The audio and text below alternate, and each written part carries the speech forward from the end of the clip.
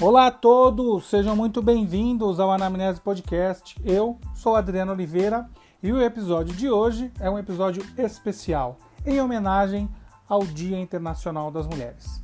Então nós escolhemos uma mulher para trazer aqui e dividir conosco os seus conhecimentos, as suas habilidades, e ela tem muito para ensinar para a gente. Eu estou falando da Renata Spalletti. Ela é VP do laboratório Apsen, é escritora, é fisiculturista, é coach, ela tem multitarefas aí e é uma profissional de alta performance, e a gente fez uma conversa aí de 40 minutos. A Renata entregou muito conteúdo, foi muito legal, e eu deixo aqui a minha homenagem a todas as mulheres do Brasil, em especial a minha esposa Carol. Feliz Dia das Mulheres, e aproveitem esse episódio porque ele ficou fantástico, uma verdadeira mentoria. Obrigado a todos e um bom episódio. Renata Spalletti. Por favor. Obrigado. Renata, primeiro eu quero muito te agradecer pela oportunidade de fazer esse bate-papo. Sei que a sua agenda é altamente concorrida, né? Igual a gente estava falando ali na hora do almoço. A gente se organizar para fazer essa discussão. E também a sua provocação, né? De fazer um episódio do Anamnese Podcast. Sim. Em comemoração ao Dia das Mulheres. Então, a gente se ajustou bastante para trazer essa conversa, que vai ser uma conversa de alto nível e que, no meu ponto de vista, não é uma conversa, vai ser literalmente uma mentoria, porque você representa muitas mulheres, né? Do ponto de vista de todas as multitarefas ou multiatribuições que a Renata tem no dia a dia, VP, executiva do Apsen, que não é pouca coisa, né? Do ponto de vista de funcionários, frente de negócio, executivos, você lidera executivos, então esse é um ponto bem interessante. É escritora, né? Uhum. Tem aí, já está algumas coisas, né? Algumas coisas, já tem o segundo livro aí. No forno. Fisiculturista, né? Exato. No episódio que eu gravei com o Toledo, eu falei que eu não quero ser o seu personal, porque é todo dia treinando. Então tem uma disciplina muito grande envolvida nisso, né? Para cumprir todas as suas tarefas, a sua agenda. Também é rainha de escola de samba, exato, da bateria. Então, com muito orgulho. Com muito orgulho. E conciliar todas essas atividades e ter uma carreira de executiva do ponto de vista sendo uma mulher, isso é altamente interessante. E a proposta da nossa mentoria aqui, da nossa conversa, é inspirar, principalmente as mulheres como um todo, mas como o canal é um canal voltado para médico, para que as médicas também, que pretendam fazer algo além do seu consultório, ou tornar o seu consultório de uma maneira diferente, né, quais são as dicas que a Renata pode oferecer e que a Renata pode dividir conosco aqui, que tem várias que eu anotei, que está tudo aqui, que eu vou buscando, e a gente vai conversando e fazendo esse bate-papo. Perfeito, maravilhoso. Obrigada pelo convite, fiquei super contente. Espero contribuir. Vai, com certeza. Renata, falando um pouco do mercado da saúde, né? Você tem uma representatividade muito grande por liderar uma indústria da área da saúde. Você também tem um posicionamento digital muito forte, né? Então você é eu acabei não comentando, mas é uma influenciadora digital muito forte, né? Tem muitas pessoas que acabam acompanhando o seu conteúdo. E aí, o que você pode falar assim, uma executiva de sucesso como você é, né? E que a gente fala, e a gente já conversou um pouco. Quais são os soft skills que as médicas precisam pensar, olhando para o futuro da saúde, pós-pandemia, tudo que a gente está vendo, o que você enxerga e, com a sua experiência, quais são os soft skills que as mulheres devem olhar, as médicas, para enfrentar o mercado de trabalho, ou o posicionamento de carreira, ou o empreendedorismo? Maravilhoso, ótima pergunta. Sabe que uma das coisas que eu mais gosto, até antes de entrar na questão das soft skills, é falar um pouco sobre autoconhecimento. A minha vida ela é toda pautada em autoconhecimento, é uma das grandes paixões da minha vida, e eu acho que aí está um segredinho para a gente começar a estruturar a nossa jornada e a nossa diferenciação. Então, fazer um mergulho aí, ter essa agenda para o autoconhecimento, acho super importante. Mais do que nunca, eu acho que esse mundo bunny que a gente está vivendo, esse mundo que é tão agitado, que é tão ansioso, que é tão complexo, que vem com tantas novidades, agora com a pandemia, eu acho que isso se intensificou de uma forma muito grande, né? Então, eu acho que a gente precisa ter um olhar para nós. Então, nos negócios, por exemplo, eu sou executiva, posso dizer isso, digamos, com experiência de carteirinha, nós fazemos planejamento orçamentário, planejamento estratégico, né? Planejamentos de marketing. E o que a gente não faz é o planejamento estratégico da nossa vida e da nossa carreira. Então, eu acho que a partir do autoconhecimento, dessa introspecção e desse comprometimento com o planejamento da nossa vida e das nossas carreiras, eu acho que a gente começa a estruturar onde eu quero estar, né? Onde estou, uma consciência, né? De onde estou, aonde eu quero estar e quais passos eu preciso dar para chegar no meu objetivo final. E aí sim, quais são essas habilidades, essas soft skills, essas necessidades que nós temos. E aí depende muito, porque eu acho que a carreira das médicas aí pode seguir muitas vertentes diferentes, né? Posso puxar a sardinha para o meu lado, seja na indústria farmacêutica ou tantas outras em consultórios, em hospitais, em qualquer área aí relacionada ao grande mundo da saúde. Então, eu acho que, assim, para esse mundo que a gente está vivendo, é muito importante que a gente desenvolva essa inteligência social, essa inteligência emocional, essa capacidade de enxergar o outro, seja no papel de médico, e isso eu acho que as doutoras, e claro, acho que tem doutores também que escutam aqui o seu podcast, né? Já tem a sensibilidade humana da vocação e da profissão, que é maravilhosa e que eu tanto admiro, assim.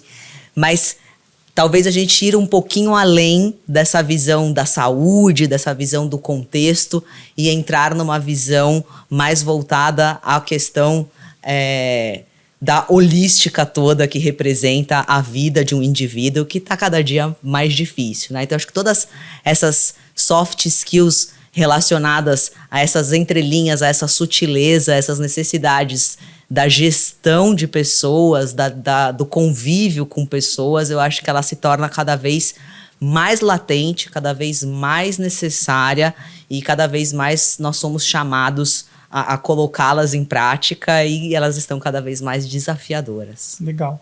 E você tem algo, Renata, que é bem interessante. Você também veio da área da ciência. Sim. Né? Você comentou, você tem aproximadamente 18 anos de Apsen. Exato. Então você pôde participar de todo o processo, vamos dizer assim, de estrutura da empresa. Então você trabalhou como trainee, você acompanhou a operação de produção, de logística, de cuidado das pessoas que produzem o produto, até o alto escalão que tem a estratégia para fazer a dinâmica do mercado.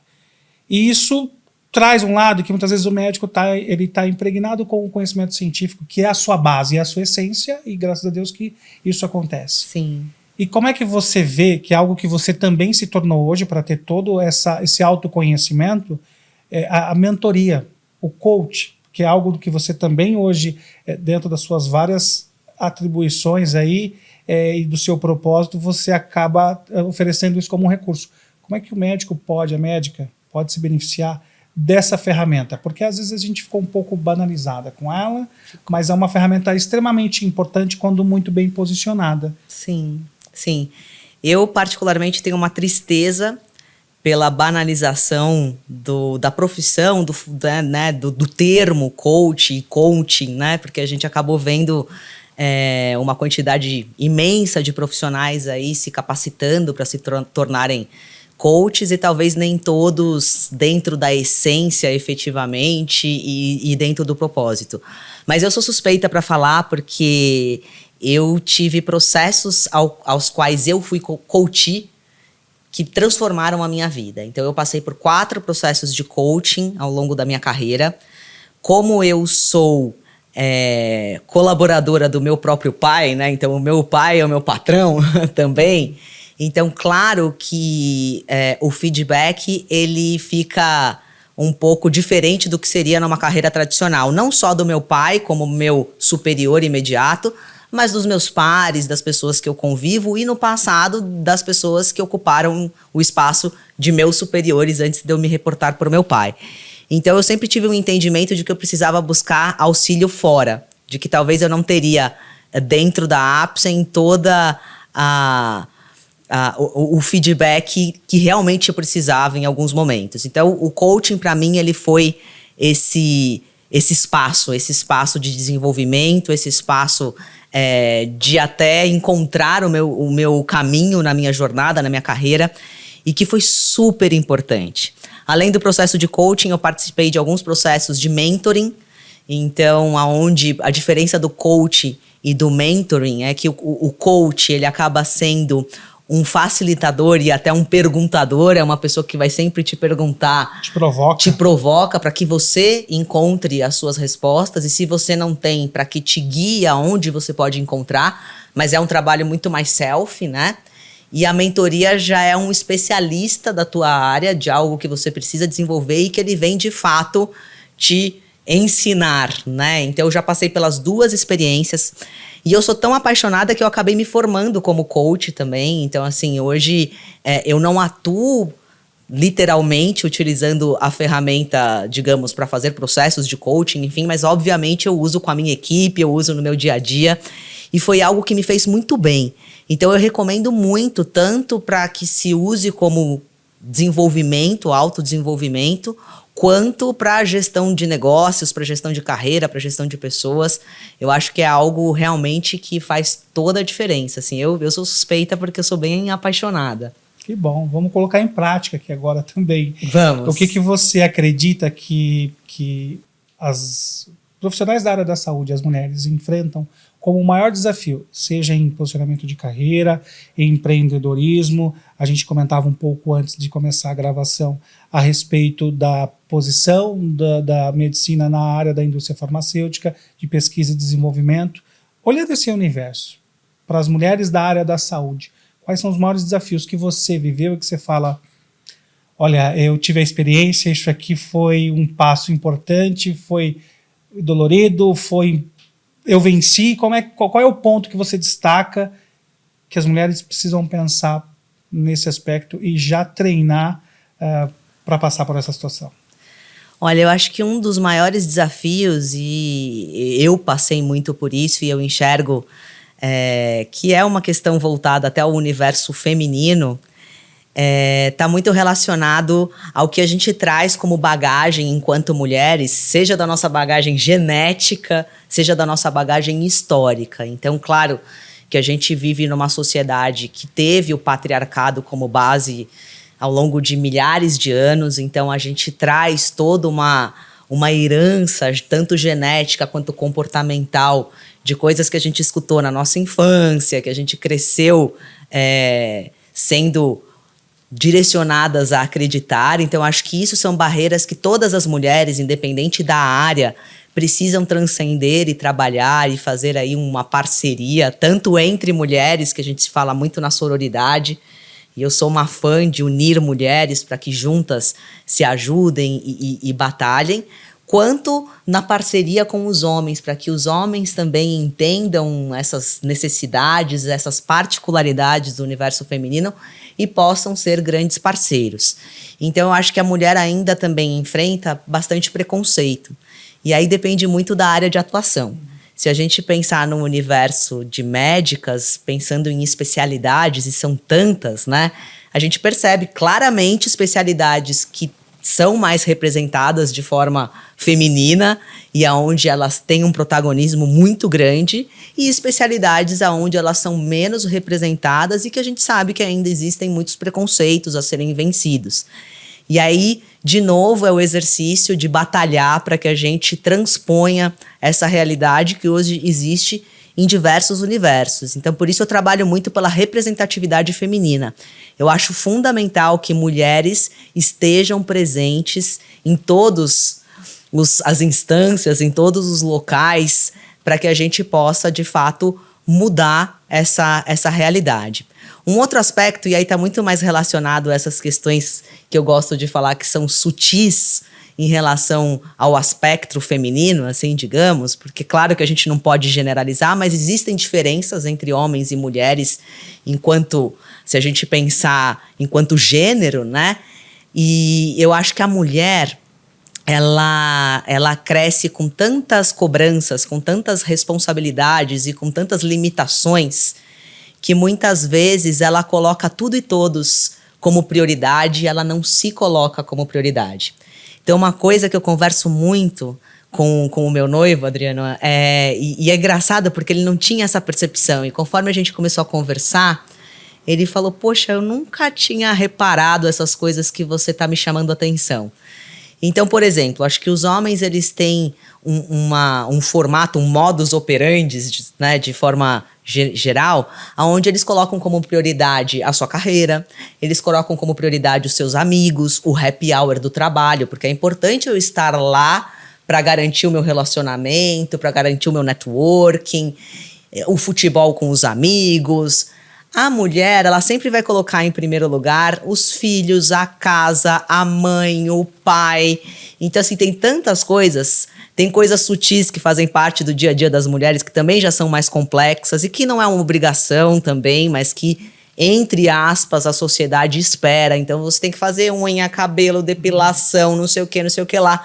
O homem corta o cabelo, ele mesmo faz a barba, tá mais do que resolvido. Então, quer dizer, esse conjunto de coisas que são complexas de serem administradas, acabam fazendo com que a mulher deixe as suas próprias prioridades e a sua carreira em segundo lugar.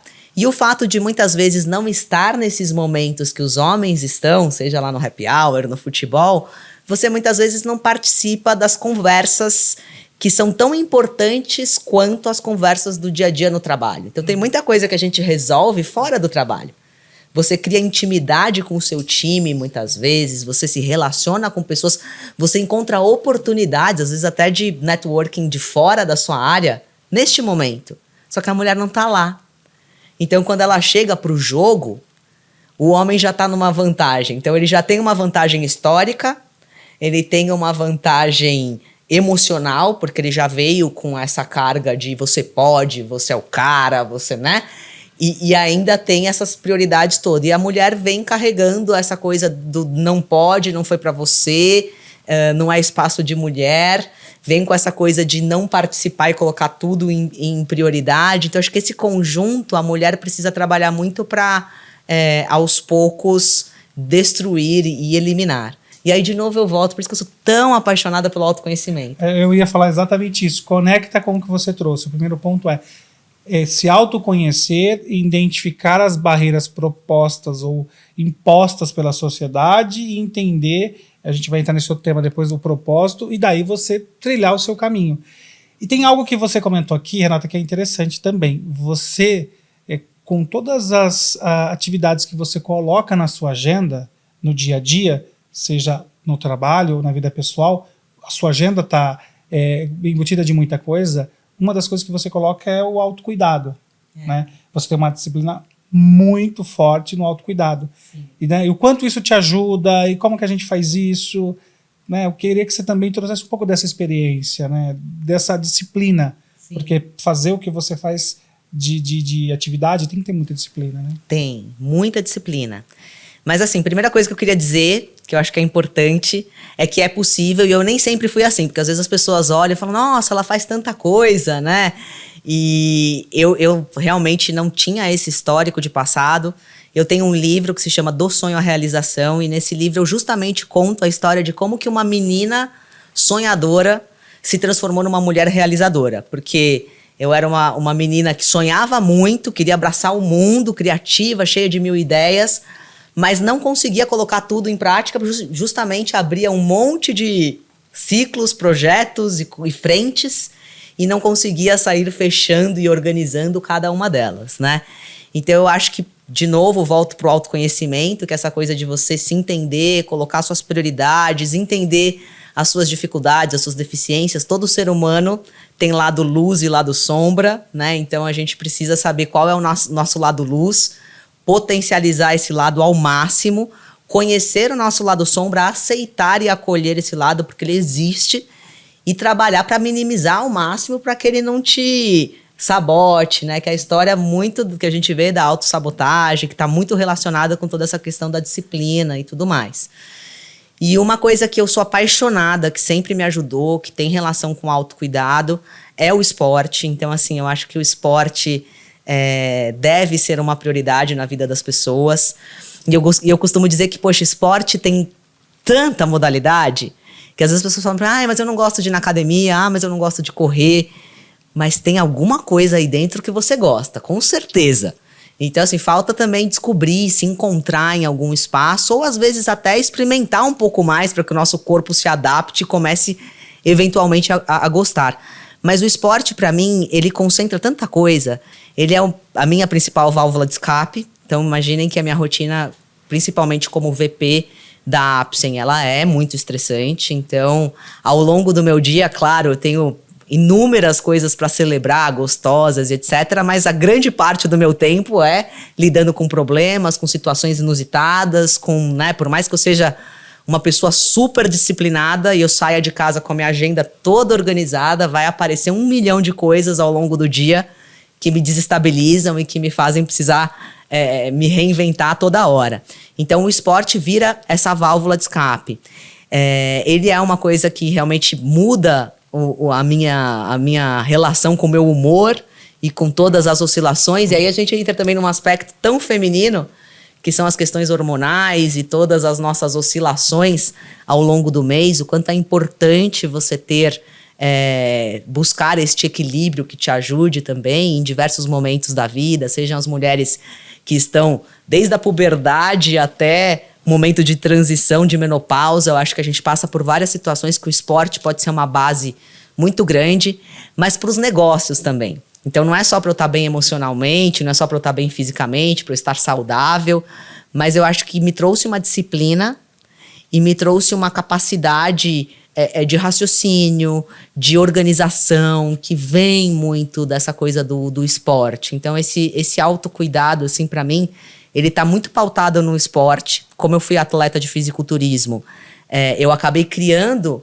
um universo de coisas que eu faço para o cuidado que vem do fisiculturismo, que está relacionado primariamente com esporte e dieta, né, em ter uma alimentação equilibrada, saudável, organizada, até questões como priorizar descanso. Quando eu fui competir, eu sou workaholic, apaixonadíssima por trabalhar, não tenho limites, e eu tive que aprender a descansar, porque quem não descansa não... O sistema vai dar pane. Exatamente, não tem como você fazer o seu músculo responder na melhor performance possível, o seu cortisol não ficar lá na lua para você não colocar mais gordura no seu corpo, enfim. Então você precisa fazer o seu organismo funcionar na melhor performance possível. Isso me ensinou muito sobre como eu funciono, quais são as coisas que são importantes, desde hidratação, tantas coisas que eu negligenciei ao longo de toda a minha vida. Competir me fez aprender e aplicar isso na minha vida de uma forma geral. Então eu tenho toda essa questão desse cuidado. Um cuidado grande com a saúde, eu acho que é a essência, né, nossa, que estamos nesse mercado. Então eu sou uma mulher que sempre faz todos os meus check-ups, que estou com frequência acompanhando com os médicos que me acompanham, e, enfim, desde nutricionista, enfim. Então eu tenho esse cuidado muito grande, até porque eu considero uma bênção muito grande estar aqui na Terra, neste corpo que me pertence e que eu preciso cuidar dele, porque eu quero ficar aqui muito tempo. É isso aí. Dizem que a gente tem uma longevidade aí cada vez mais promissora, né? Sim. E eu quero ficar aqui, eu tenho planos para minha velhice muito claros na minha cabeça. Essa é a proposta, e que a indústria farmacêutica cada vez mais nos ajude a conquistar esse espaço a mais. Sabe que essa é uma das coisas que mais me motiva, assim, na indústria, né? E é uma das bandeiras até da Apsen, assim. Como que a gente pode fazer as pessoas viverem mais e melhor? Muito bom. Então, uma coisa que, assim, você estava comentando, eu ouvi você comentando o seguinte: você, por estar como vice-presidente da Apsen no Brasil, você participa de muitos negócios, reuniões, do qual você representa a empresa. Então, é uma mulher executiva de alta performance representando a empresa. E você falou, poxa, me deparei que eu chego às vezes numa rodada, cadê as mulheres? Só estou eu lá representando. E aí, Renata, qual é o posto que você vê hoje que as médicas, as mulheres da área da saúde poderiam estar ocupando um pouco mais que não ocupam? nesse nosso universo da área da saúde, que você olha e fala, olha, qual é o posto que você fala, precisa de mais mulheres aqui? Olha, o primeiro ponto que eu acho que é importante, assim, eu acho que as mulheres, elas precisam estar representadas em todas as áreas. E eu acho que as médicas, especialmente aqui na indústria, têm possibilidade de se desenvolver para estar em qualquer área que elas se apaixonarem e entenderem que elas gostariam de estar, né? É claro que a gente acaba vendo mais mulheres na área médica, na área do marketing, na área mais voltada a treinamento, capacitação, seja de força de vendas, trabalho com profissionais da saúde. Tem as partes mais de ambulatório, medicina do trabalho, enfim. Mas eu acredito que existe um espaço grande para essas médicas sentarem em diversas cadeiras, porque a gente fala de saúde em todos os aspectos em primeiro lugar. E aí eu volto na história de aonde essa médica quer estar. Porque aí você precisa começar a se preparar para chegar onde você quer chegar. Né? Então, acho que isso é esta clareza de aonde eu gostaria, e por mais inusitado que possa parecer. Porque eu acho que todas as áreas, elas têm essa contribuição final para esse nosso propósito, que é levar mais vida e mais qualidade de vida para as pessoas. Que é exatamente o propósito das pessoas que decidem seguir essa profissão tão linda que cuida de pessoas. Então, acho que sim, a gente pode até disruptar e pensar em outras áreas onde hoje quase não se vê ou mulheres ou quase não se vê médicas, né? Legal. E tem um ponto bem bacana, que você também representa muito bem as mulheres, que é a exposição no digital. Então, você é uma executiva de alta performance que se expõe muito no digital. Então, você tem 500 mil, 600 mil seguidores no Instagram, você tem 30, 40 mil pessoas que seguem no LinkedIn, Facebook eu não me recordo qual o número agora, mas muita gente, se a gente somar tudo isso, é muita gente que acompanha.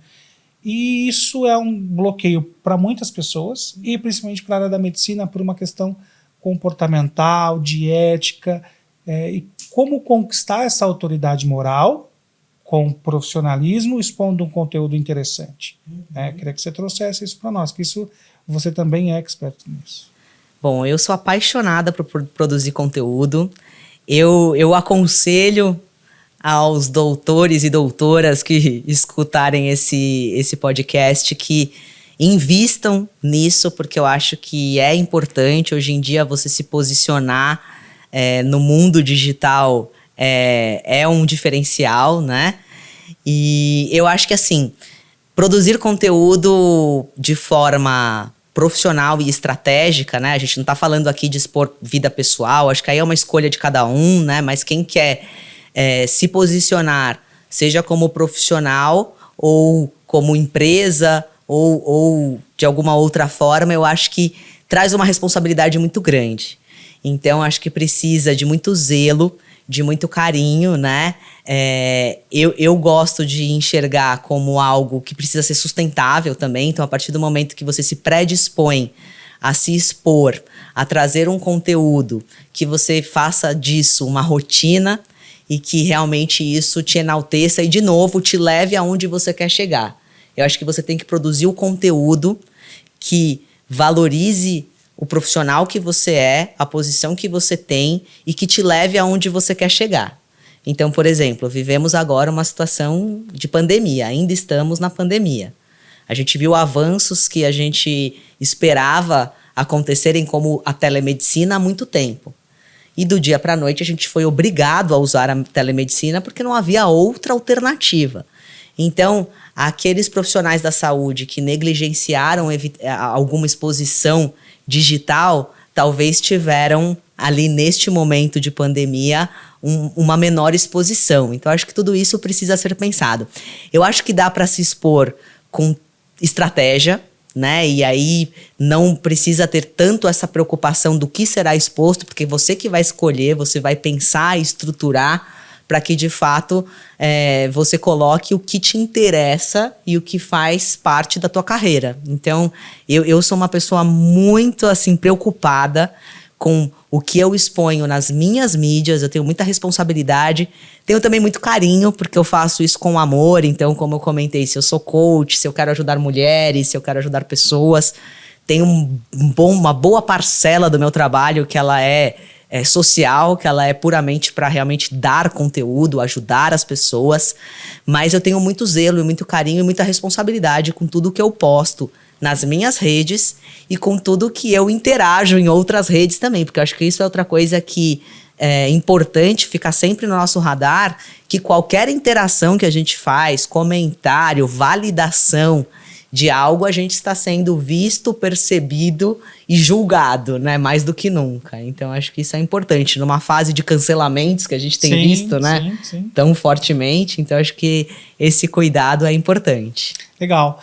E também tem algo que você comenta que é o seguinte: a sua avó te deixou muita inspiração na gestão da saúde dentro do Apsen. Sim. Né? Ela deixou uma história de inspiração. Deixou. E você, qual é a história que você, olhando para ela, quer que as suas próximas gerações olhem e falem o que a Renata deixa? Olha, olhando para minha avó e até para o meu pai, né, que meus avós eu gosto muito de falar, porque a minha avó foi essa figura tão forte, mas o meu avô também, e especialmente para o meu pai, eu sempre penso, poxa, eu gostaria muito que eles tivessem orgulho do que eu faço, né? Mas o meu sonho, o meu legado, o que eu quero deixar, eu quero tocar o maior número de corações que eu puder, seja através dessa procura por melhorar a qualidade de vida. Então eu quero que o meu medicamento que chega lá na ponta, ele não seja mais um medicamento, mais uma opção de tratamento. Eu quero que seja um acolhimento para o paciente, para os familiares, para os cuidadores, para os profissionais da saúde. Eu quero ser acolhimento. Eu quero que o profissional da saúde saiba que aqui na Apsen eles têm um parceiro mesmo. Eles têm um parceiro de essência. Então eu quero muito que os profissionais da saúde encontrem na Apsen um acolhimento de soluções médicas não atendidas, aquilo que é negligenciado no mercado. A Apsen abraça. A gente não vai olhar se o mercado é pequeno, se o mercado é grande, a gente vai olhar o que é preciso. E eu quero que as pessoas que trabalham na Apsen e a sociedade como um todo, que tem contato com a nossa marca, possam ver uma empresa que tem valores, que tem uma essência, que está preocupado de fato com o ser humano. Acho que esse é o legado que eu quero deixar. Meio grandioso, né? Mas eu acho que a gente tem que pensar grande. Muito bom. Eu não sei se você já deu parte da resposta que eu guardava agora a gente caminha para o final desse podcast, que é o primeiro de muitos, eu não tenho dúvida, que eu já convido no ar, assim, que aí você vai ficar obrigado a aceitar, te coloca em saia justa. Mas você tem aí uma expressão muito forte, né? Que é busca o seu propósito e deixa o seu legado.